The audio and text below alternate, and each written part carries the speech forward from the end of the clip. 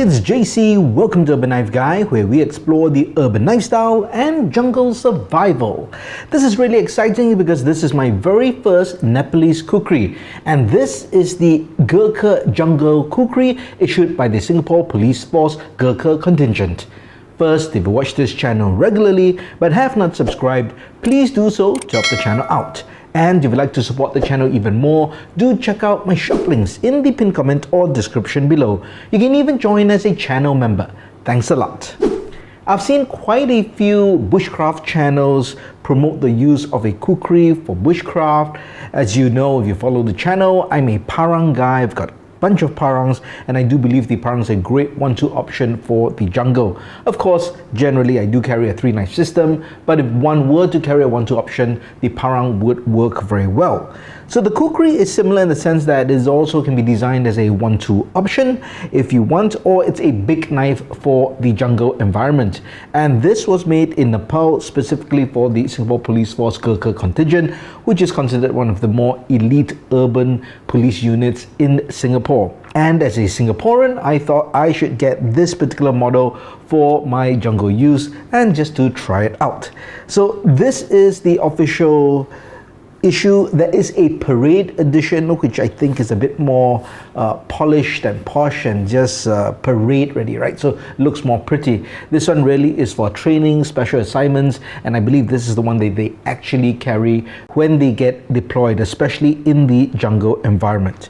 Now, my first impressions is I was actually quite impressed by the quality of the sheath and the overall fit and finish of the kukri.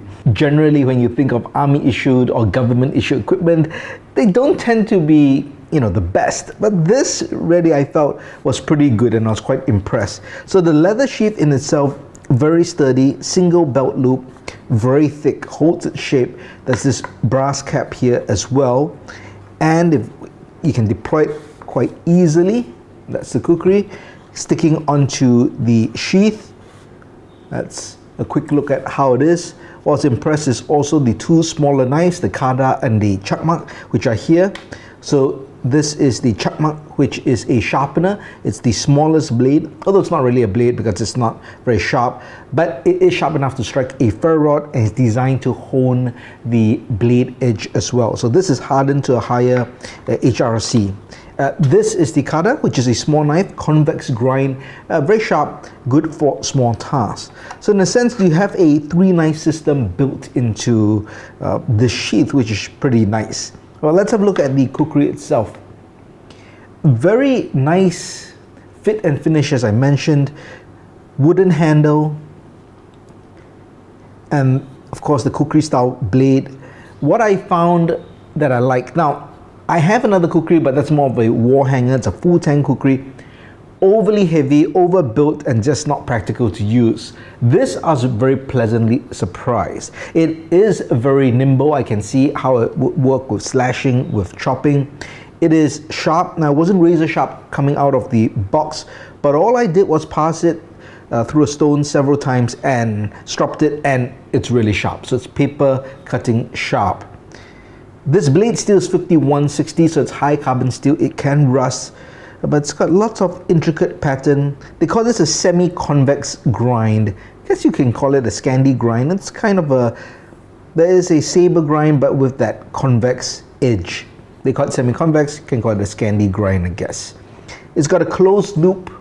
Now, a lot of time you have open notches here. This is closed, and there's a lot of debate on what's the use of this particular notch.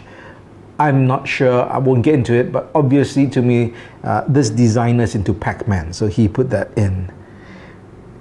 Fairly intricate pattern here just to make it all round, I guess, more decorative. You got brass bolsters over here. This is a rosewood handle. It's a rat tail tang. Not sure if it comes out all the way here. It does look like it comes here and then it's hammered and kind of pinned with a brass end cap as well. But overall, just feels good in hand. The balance is actually pretty good. I mean, it's obviously front heavy because that's what the kukri is, but you don't feel it being overly heavy. I feel I can get control over this, and with practice, I think you'd actually feel quite good using this. The only thing I would mention would be this rosewood handle. Now, fit and finish is fine, but in terms of design, there is this, as you can see, this ring which is carved out, but I find that that's a bit of a hot spot. You know, my hand comes here and it's not really in a position where it's going to do any good, unless maybe if you're chopping and you're going to pull back here, then I can see maybe this you're holding here, a bit like a parang, and then you're using the weight of the blade just to kind of swing down and you get a good grip at the end. So maybe that's the reason. But when I hold it like that, I do kind of feel a hot spot at this palm over here. Personally, I would prefer not to have it, but maybe it's something to get used to, and as I said, maybe this is that practical reason, because I can see this is very secure and comfortable, so maybe that's the reason over here. I should mention the weight for this particular kukri. It's 500 grams. And if you've watched my videos on parangs and bigger knives like that, I think that's the sweet spot. 500 to 600 grams, again, depending on your physical size and stature. But half a kilograms is great because it's nimble, it's easy enough to maneuver. And if you use it for a prolonged period, you aren't going to get fatigued so easily. If it's too heavy, 700 grams or even more, you'll find that it's very easy to get tired when using this and just trying to maneuver it. And remember, for the kukri, for the Gurkhas, this is a fighting weapon. This is a fighting knife. It is a weapon. So they need to be able to nimble. So they need for it to be light enough so that they can really use it and they can flick it and fight with it for prolonged periods. So the length of the blade is 11 inches and the thickness is 8 millimeters. So that's really thick. It's also a distal taper, as you can see. That means it's thicker here and it goes down thinner all the way towards the tip. Now the HRC, in terms of the hardness for this, is 55 to 57, so not very hard. Generally, of course, I think they want it tough. They want this as a chopper, as a slicer, and for general use, and then easy to sharpen in the field as well. Now, all right, before we go out into the jungle, I just thought I'll talk about the maintenance and sharpening. So because this is high carbon steel, you of course need to keep it oiled, so keep it dry, keep it oiled. But in terms of sharpening, how would you sharpen this? Because there's this recurve, and that's one of the, I wouldn't say the gripes, but that's one of the challenges of maintaining a kukri. It's how to sharpen this evenly when you have this large recurve. Because if you use your normal sharpening stones, they are straight edge. You can't get to that recurve. In fact, you're gonna probably damage the edges of the corners of your sharpening stone.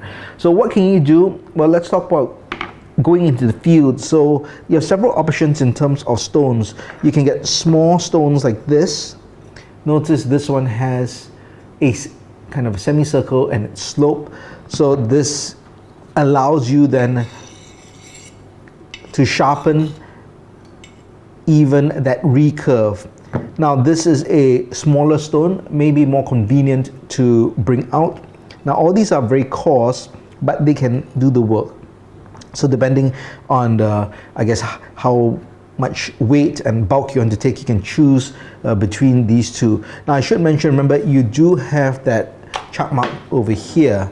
So this is, I believe, heat treated to higher HRC. So you can use this to hone as well, right? That is the design purpose.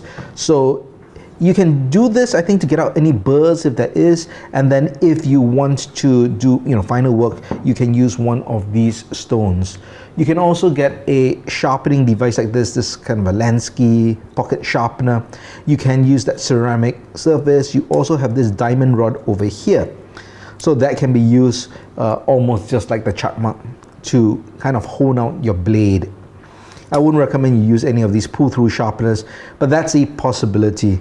So personally for me, I think I would bring out a stone if I wanted to, maybe a smaller stone like that, just so it's not so big and bulky. And with this, I think I can get that sharp. And then to hone it, you can get a piece of leather like that to act as your strop. So there's just a piece of leather, put some green compound. Now the good thing about this and it not being on a piece of wood, again, if you have something straight on a piece of wood, you aren't going to really get that recurve part. In fact, you may cut into your strop. So with something like this, if you're out in the field, you can put it over a branch or a rod or piece of bamboo so that it's kind of rounded, that allows you to work. or you can even use the sheath, and I tried that and it actually worked out quite well. So just hold that at the sheath and then you'll be able to strop and get that recurve because it just follows that contour. So that I think works quite well. So if you go out into the field, you have these items in a pouch. This of course goes into the sheath over here. I think you will be able to do some basic field maintenance and sharpening. All right, I hope that was useful. Now it's time to bring this out to the jungle and I'll end the review there. So we're in the jungle wanting to field test the kukri, but it is raining. It is pretty wet, but since I'm already out here, let's still get some material and we'll do some basic testing and I'll end the review after that.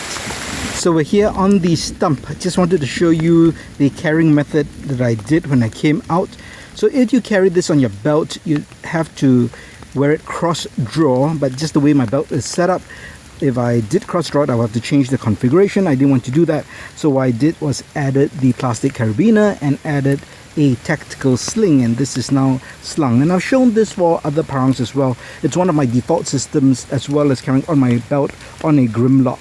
Now I could carry this on my side using that grimlock kind of a carabiner lock, so it could lock on the belt, but just due to the angle of the kukri, it would make it harder to deploy, even though you could kind of rotate it since it's a dangler style, and then you could still pull it out. Alright, now it is raining. This is carbon steel, so when I go back I will need to dry it up and oil it, if not it will rust. But overall I think just the carrying system is very good. I'm very impressed by the leather sheath once again, in terms of how it carries, how snug it is, and just overall very well made. Alright, now let's test out the kukri and let's do some battening first.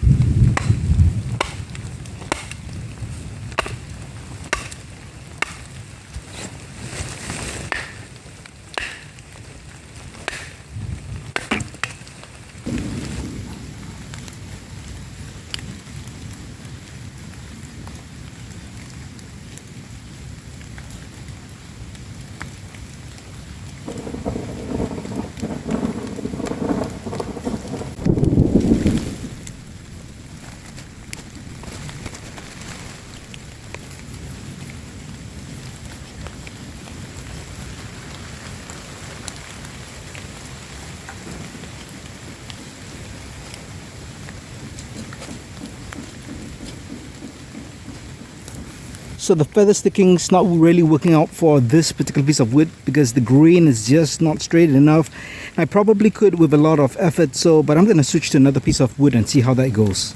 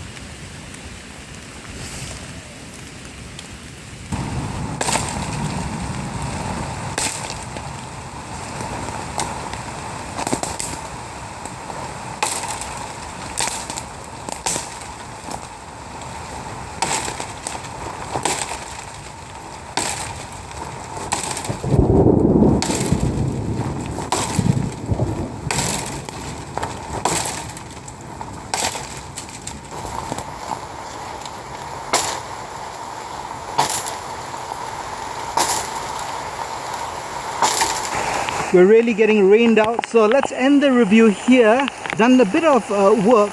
So you saw the battening, that was a bit tough because it was a really knotty piece of wood. Now, but of course it still can batten. 5160 steel, and look how thick that is, so obviously it won't be a problem. In terms of feather sticking, now you can see the difference over here was when I kind of freeform tried to carve it.